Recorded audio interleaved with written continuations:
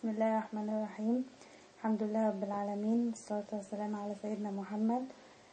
أنا مارينا زكي متى، ساكنة في الأنطرة شرق إسماعيلية، طالبة في كلية الآداب جامعة قناة السويس، قسم جغرافيا.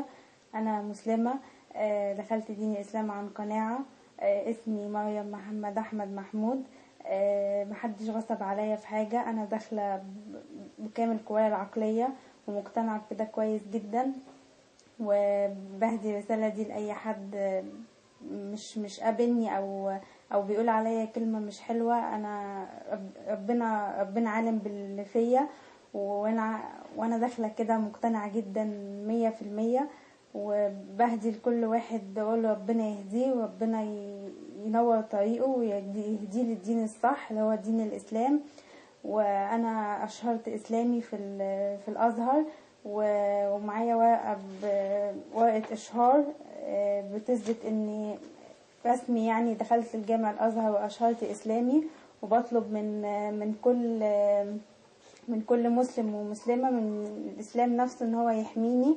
وبقول لكل حد بيقول مظاهرات وبيعمل حاجات، أنا مقتنعة بكده تماما، وأنا مش مخطوفة ومش مغصوبة عن حاجة.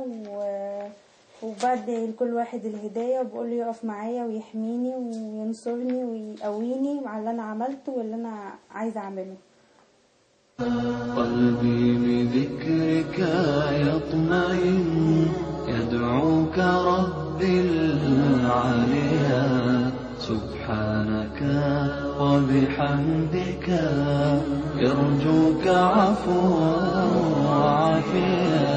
قلبي بذكرك. أنا بطالب شيخ الأزهر ورئيس الجمهورية إن هو يحميني، وبقول للعاملين مظاهرات إن هم يرجعوني عن الدين الإسلامي. بقول أنا مش هرجع، أنا مقتنعة باللي أنا عملته، وأنا مسلمة وعايشة مسلمة وهموت مسلمة. يطمئن يدعوك ربي العليا، سبحانك وبحمدك يرجوك عفوا وعافيا.